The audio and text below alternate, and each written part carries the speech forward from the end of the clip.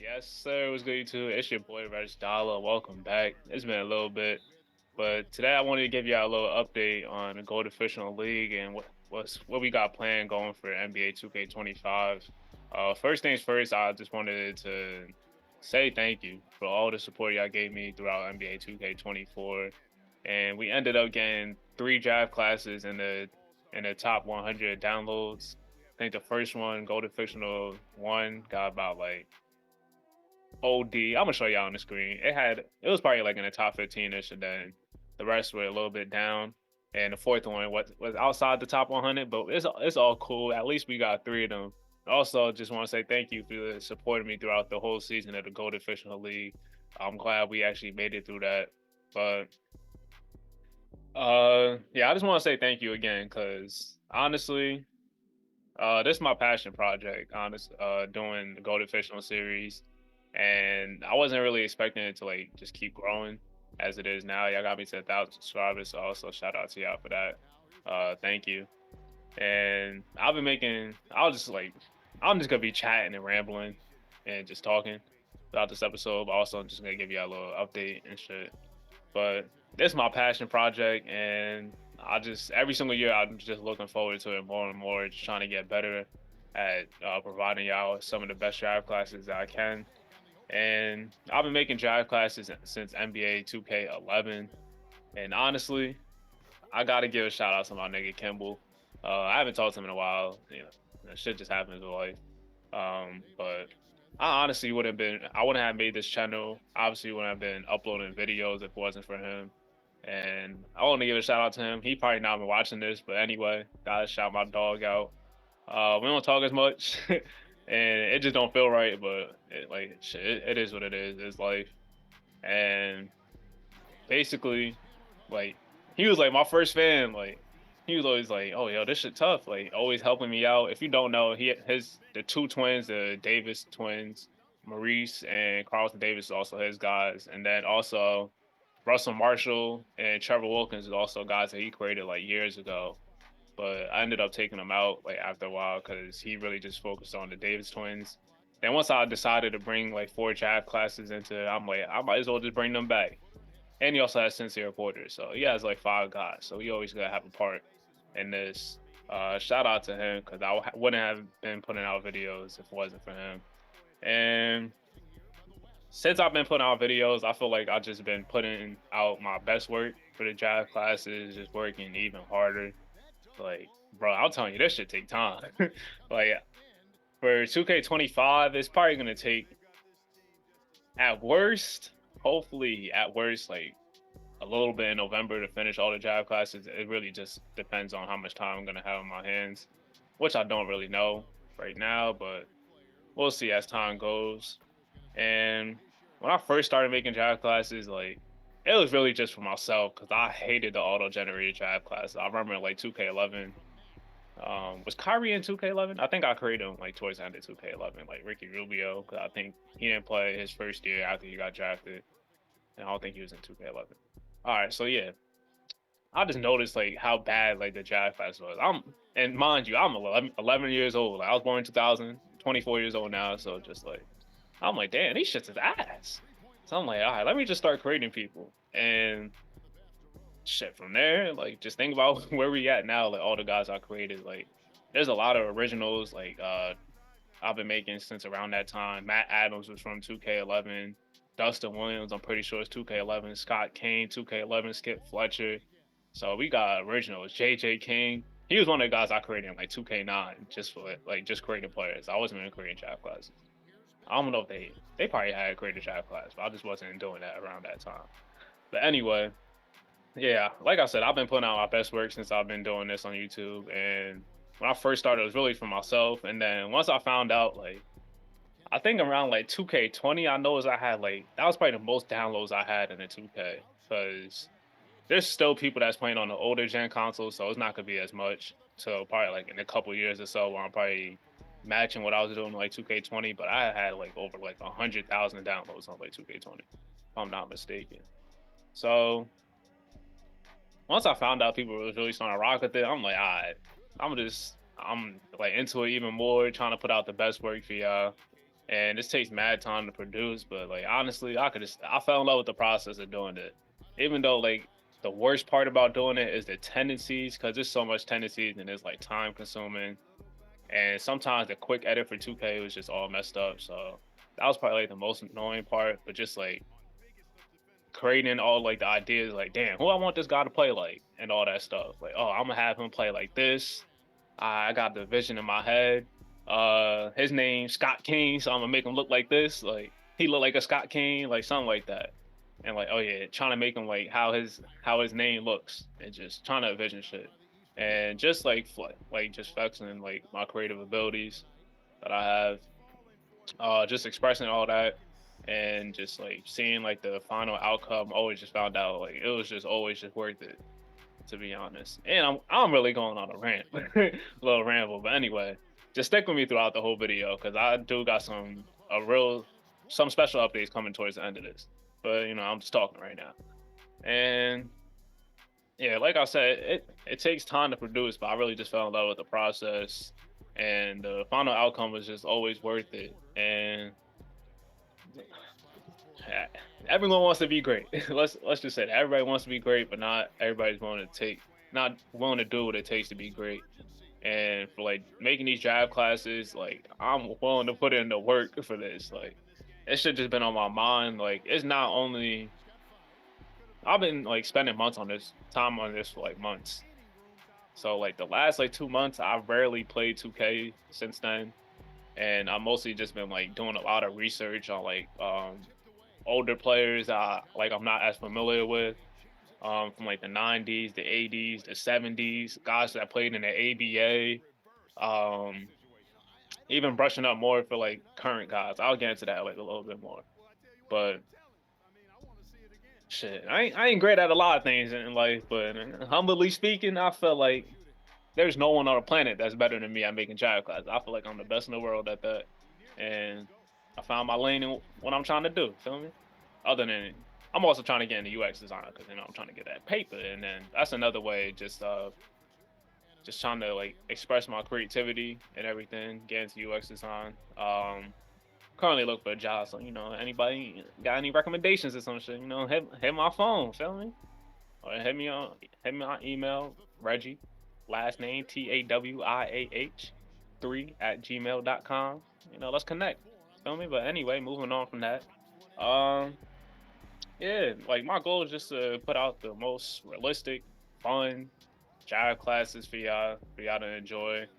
Um my goal the last couple of years is just trying to give something that the community can enjoy. Because let's be honest, I think I put out a community post saying that I was basically expecting the bare minimum for MYNBA, and that's what they gave us. They added us the Steph Curry era, and what else? What did they update the CBA or something like that? So like something that they should obviously do. Other than that, they brought back my GM. Oh, look what we brought back. We brought back my GM. Oh my God, look at us. Like, come on, bro. Like, let's be honest. That shit is whack. If you enjoy that, cool. Like, I guess, but like, we could just be spending our resources better. Like a whole year, and we about to have the same trash logic, same trash AI, same trash trade finder, bad contracts. You got James Wiseman, 77 overall, looking for a max contract. You got guys just staying in free agency because they want this bag. Nigga, tires like let's talk about like this year. The market dried up so fast. So what happened? You got guys signing for way less. Tyus Jones taking a minimum. You got Gary Trent taking a minimum. Like I don't understand how like 2K just the market should dictate what our guys are asking for. You could start off asking for like 15 million, but once the salary cap, everybody salary cap is gone, dog, you gotta sign a minimum. Or you wanna sit your ass at home the whole time? Obviously not.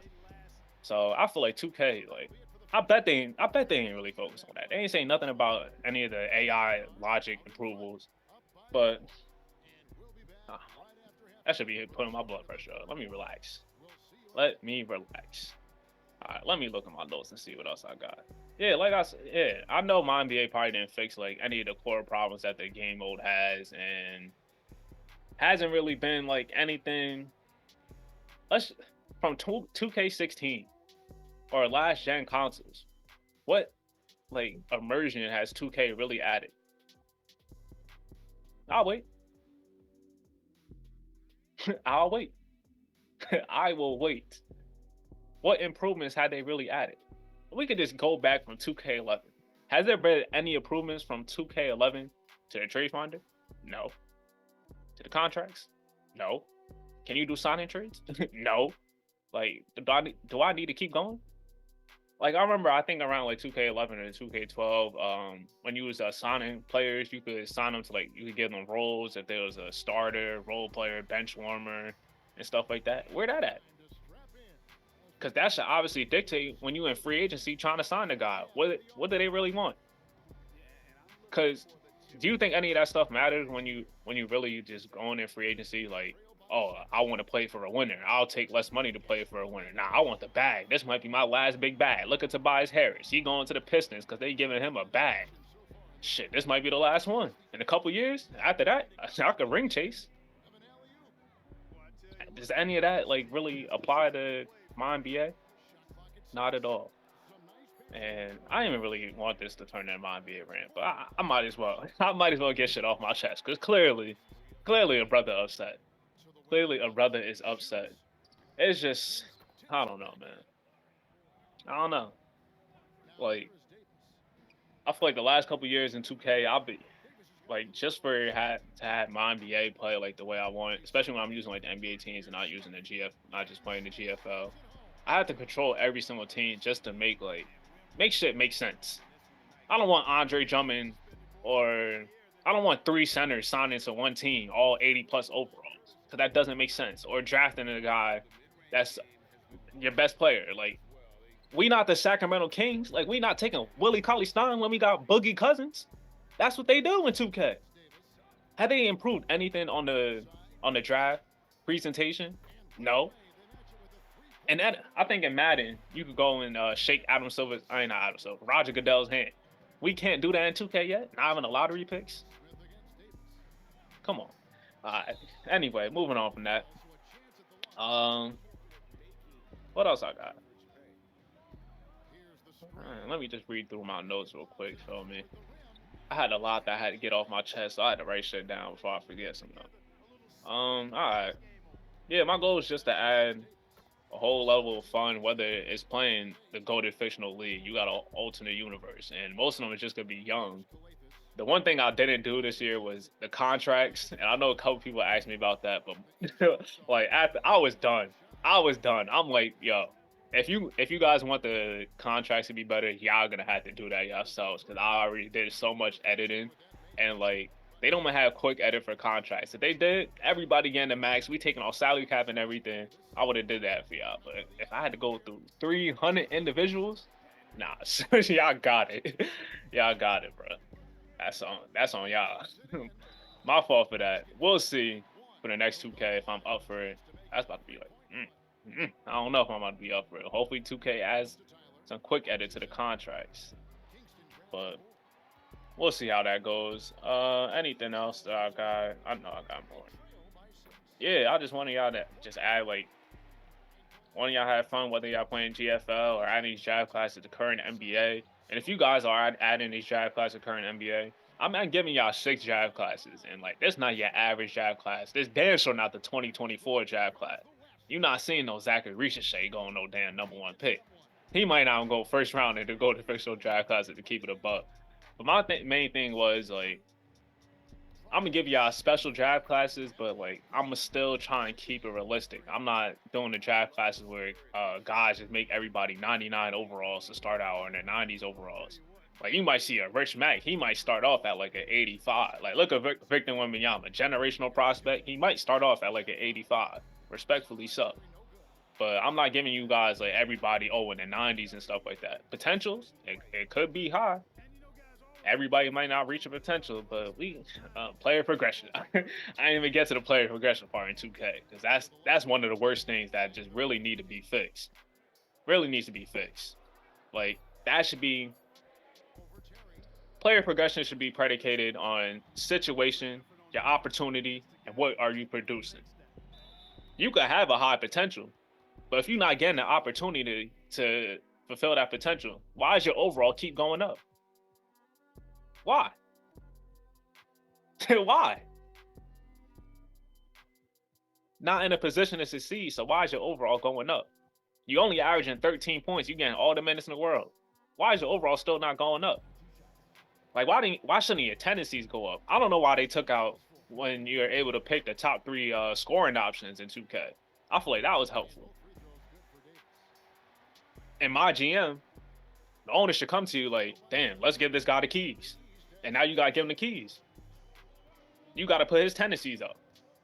Yeah, I think we want him to be the franchise guy. Let's get this guy out of here. The agent star that's not really producing anything. You guys are on a trash team. He's just there. He's just there. He could be in a better position. Why aren't players asking for trades at this point? We see that's all the time in the league. Players want to be traded. If they're not, who's a perfect example recently? A player that recently asked for a trade. I guess Kevin Durant wanted out of his situation when he was in Brooklyn. James Harden wanted out of Philly. Damian Lillard got to a point like, hey, bro, like if we not doing anything, like what we doing? I'm trying to win. Anthony Davis, I'm trying to win. This the team I put in for me. Like, what we doing with this? Let me go to LA. Like, why is that not in 2K? Why? There's not a good answer. But you know what they doing? They putting fucking race carts in fucking my career, wasting fucking time on resources on playing a fucking racing game as a mini game, and we can't add shit in my let me relax, bro. this is not what the video is supposed to be about. But I haven't recorded something in a minute, so I had stuff that I really need to get off my chest. Anyway, if you guys can't tell, shout out my guy Kobe in the back, man. I love the game of basketball. I got an obsession. with the game of basketball, bro. Like, I don't know what I'll do without it. I don't know. Just playing, thinking. A ball is on my mind. And overall, like, I'm not like one of the average fans or like guys that's like around my age or a little bit younger than me, like, oh, if I didn't see it, they're not good at basketball. If it was in the 80s, we're done with the 90s and all this stuff. What that dumb shit that Anthony Edwards said recently, saying that Michael Jordan is the only skilled player. Hakeem Olajuwon's not skilled, bro. And he also started off by saying, oh, I didn't watch that era, so you should have just stopped right there. Stop right there. Come on. Bro. The propaganda, this shit is disgusting. It's disgusting. It's really only in basketball where we disrespect the guys that laid the foundations and the groundworks to where the game is at today. Only in basketball. Bill Russell's era gets disrespected because there was only 8 teams. But if there was only 8 teams, this might be a longer episode than what I expected. Longer video episode, whatever you want to call it, I expected. There's only 8 teams back in the day. So what does that mean? You got about 12 guys. Damn, the math ain't mathing right now. Shit ain't clicking. 12 times 8, however you want to call it, about like 100 and something players, maybe a little bit less than that. But you got the best 100 players in the league. Imagine we just had 8 teams right now.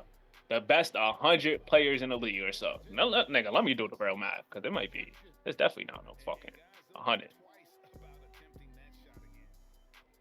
Damn. Crazy part is 96. All right, so basically 100. Shit, I was right. All right. Shit, math was my best subject when I was in school. I know a lot of people that hated math, but that's the one thing I was actually good at. So 96 players in the league. If you took 96 players in the league today, would it be easier or harder? Think about that. Would it be easier or harder? Wilt Chamberlain. He played against 6'5" people. He did this. He played against all the small people, all the smaller guys. Name me 2 guys that were like 6'5" and under that Wilt Chamberlain was playing against at center. I never heard one person give me 2 niggas that was around that size, so small that Wilt Chamberlain is just, that's how he was dominating against them. The points is obviously inflated because the possessions were ridiculous that they was playing, like, per game. So obviously, like, the 50 points today wouldn't be 50 points. 50 points back then wouldn't be 50 points today. And that's no discredit, because playing all that possessions, playing all that time, all the minutes, playing 48 and a half minutes, like, that's still nuts. Conditioning, still probably, he got a case for the most athletic player of all time. Just because he was in the 60s, he's just way ahead of his time. But he's going to be against Bill Russell 12 times a year. Nikola Jokic. No disrespect to Nikola Jokic. He's an all-time, that nigga is great. Touch is wicked. The best passing big man of all time. One of the best passers of all time. One of the best players of all time. One of the best centers of all time. That being said, he still got to play games against some scrubs at the damn center position. He not playing Bill Russell or Joel Embiid 12 times a year like Wilt Chamberlain was playing against Bill Russell. And it wasn't just Bill Russell that was another great big. Let me just educate y'all. Let me just educate y'all. You had Nate Thurman. You also had, what's that? Oh my God, brother, it's escaping my head. Walt Bellamy. Nate Thurman, Walt Bellamy. There's a couple other bigs, but the point is proven. There's multiple great bigs around that time, and there's only 8 teams. So you're seeing these guys about 12 times a year. So let's just put that in perspective. Let's just respect what happened, because a lot of stuff they could get away in the game with today. The game has just changed overall. So like comparing eras is really, it gets tougher and tougher, and especially like how the game is now. Some of the stuff people are doing today, it's getting called carries, travels. Back in the day, even Wilt Chamberlain wasn't able to just body down, boom, boom, drop step, give you the shoulder, the elbow into the chest like Shaq was doing and tear down the rim. Doing that would have been an offensive foul back in the day. So before we disrespect some of the legends, let's just educate ourselves. Like, why was this happening? Why were they dribbling like this? Because if you do some Allen Iverson dribble or Kyrie Irving, brother, that shit going the other way. Now you averaging 12 turnovers a game. So the game was just different.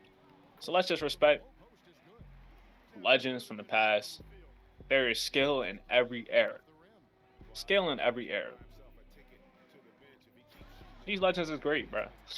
Like, just simple as that. What happened to appreciate greatness? I know a lot of LeBron fans like to say that, but they be one of the biggest hypocrites, because they just, I'm not going to get into no GOAT debate, because we don't need to do that. But they'll be the first ones to disrespect everybody when I played in Michael Jordan's era. But anyway, overall, that was one thing I just had to get off my chest. Like, I just appreciate the game of basketball. Guys that played 60s, 70s, 80s, 90s.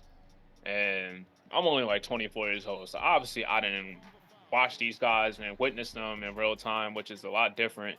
And sometimes, like, I know one thing from me being a Kobe fan and like a lot of guys that didn't watch Kobe. And even then, bro, I was just born when Kobe won his first championship. But I've watched like basically all the games like of the playoffs around that time, and I watched like a lot of Kobe overall. And there's certain people when they talk about Kobe, they just wasn't there. You just know that they just wasn't there, and you just had to be there. You just had to be there. There's gonna be like that for every era, because there's gonna be a lot of guys that's great, but like in 20 years from now, they're not gonna really be talking about. But like if you watched in real time, it's different.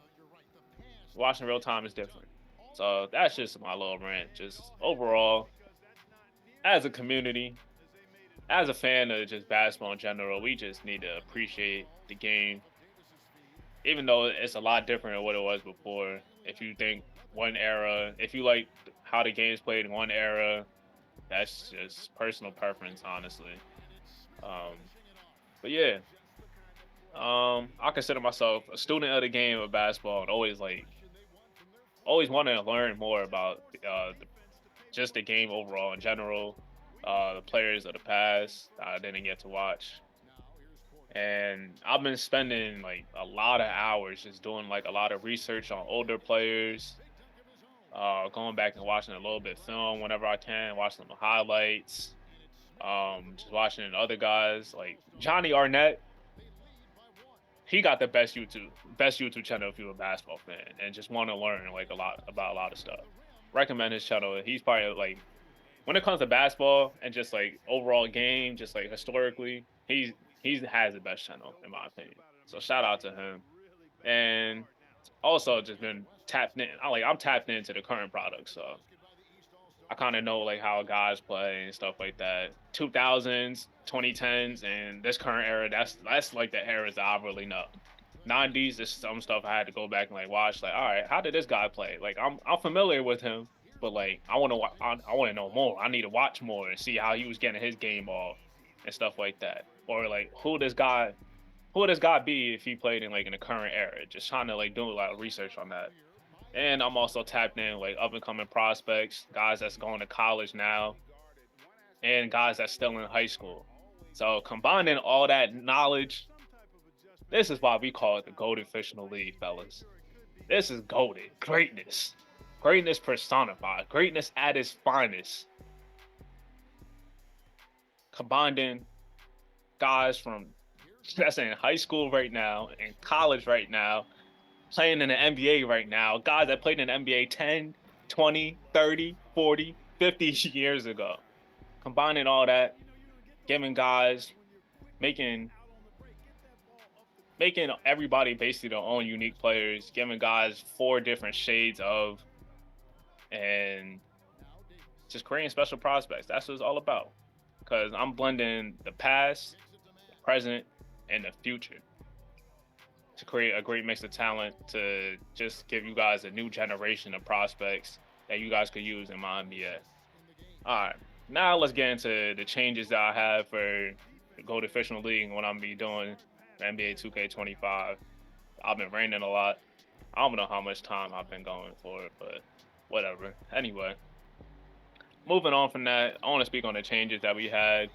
I'm going from 4 draft classes to I'm making 6 draft classes this year. Want to expand for y'all. There's more talent, and overall in total, how many prospects am I making again? I'm making about 450 prospects. Not about, exactly 450 prospects. I make 75 in each draft class, 15 in each position. You fix the brim. You feel me? Trust life. That's my brother shit. Go and cop that. All right. The big change I made was I was just talking about this early on in the episode. How I used to have like Scott Kane. It used to be Automax, but I changed it up. Austin Gilmore, Jabari McKenzie, Troy Benjamin, J.J. King, Skip Fletcher, Jeremy Goodson, Danny Tyler. Like those are the OGs. And like I always put them in the first draft class. But what I did was in the first draft, the 4 draft classes that I made last year, the people that I did kept, what I did was I put them. Some guys just had to go. I'm like, damn, I'm not really rocking with them. I don't know. Feel me? It's always gonna be like that every year. Not everybody's gonna be able to stud. See, if you didn't like, if I wasn't rocking you when I was playing with you, I'm like, nah, that's not how I wanted it to come out. And it's gonna be like that. I'm making 450 prospects, so not everybody gonna be perfect, and not everybody gonna make it. So the people I did keep, put them in a randomizer into 4 different draft classes, and it's gonna be a mixture. So it's gonna be a little bit different, and I feel like it's gonna give a new feel. I'm probably gonna be doing that from now on in the 2K. So everything's like every 2K is different with like the players. So you might have Reggie Mack in the first draft class. He might be in the fourth one the next year, but and this year, I kind of made sure that Reggie Mack and Rich Mack, because they like two of the, they my dogs, they my guys. So I made sure they was in the first draft class. Other than that, I did a lot of mixing and matching throughout the first 4 draft classes, and obviously the 2 new ones is gonna be all new players, all new prospects that you guys haven't seen before. So I want to give y'all a different feel, and also I put out a poll if you guys want me to bring back the college hoop series, the GOATED Legacy series. 2K really needs to make. They need to make a new 2K game for college basketball game. That's what it was. 2K EA. We need competition overall. So both of them, we really need that back. ASAP. ASAP. So I'm bringing that back, and just so we can see how these prospects do in college and stuff. I think that's gonna be really fun. And not too long ago, actually, it was about last week. I think before I put out the poll, what happened? I got the red rings on my Xbox and my controller broke that night. I'm like, mother. Like, there's always something happen. Things never go according to plan when I do stuff. So like, I always have some obstacle that I have to overcome. So I recently just got a new controller, but luckily it wasn't a four rings of death, and my Xbox been good. Hopefully it stays like that. Anyway, what else we got? Yeah, I just want to see how we're just gonna see how these prospects play out. I'm probably not gonna play any games, to be honest, because I don't want to edit. That's gonna do even more editing, and I'm doing 60s, so that's crazy. And on top of that, while I'm doing that, I'm gonna be having to make the players, so that's a lot of work right there. So everybody I made will be attending the college, so there's gonna be no one that's overseas, but I also show love to international prospects because we've been seeing this. This has been big where a lot of international players are now coming to the States because it's like NIL and stuff. You're seeing more guys coming to the States, even though it's a little bit tougher for guys overseas to get NIL, but it's still definitely a workaround. Like Common Malawatch, Igor Demin, Kasparis Jakashonis.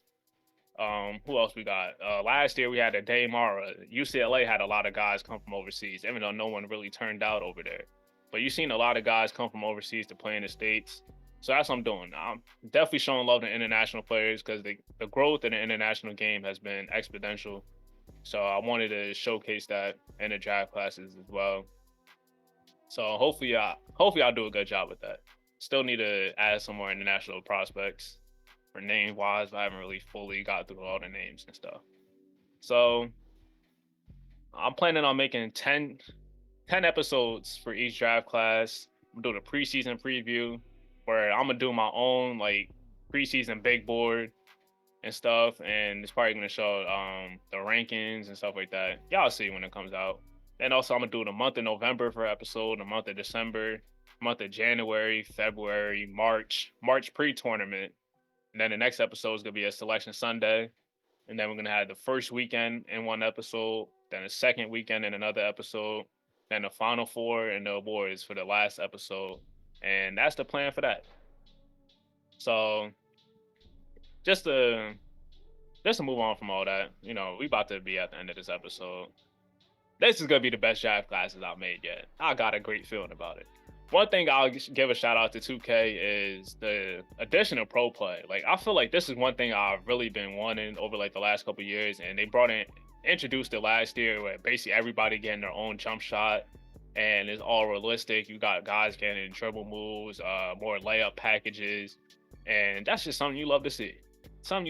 That's what I'm talking about. The innovation or the immersion that 2K is adding for the gameplay. We need more of that for MYNBA. Not just damn certain errors and stuff with the same bullshit y'all give us in MYNBA.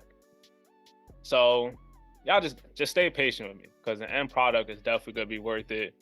And hopefully by the end of October, I could try and get all 6 draft classes out. But like I said before, it really depends on the free time that I have. I'm making 450 prospects, 90 in total in each position, and giving everybody 4 shades up. So they're all going to have their unique feel, especially with the improvements of pro play, realistic faces and tendencies. Usually do a great job with the tendencies, making them play like kind of how I want them to play. And it's gonna be a fun experience to watch these players grow, change the game, define an era, create a legacy, make history, be great, be undeniable, and most importantly, be golden. It's Reg Dollar. I'm out.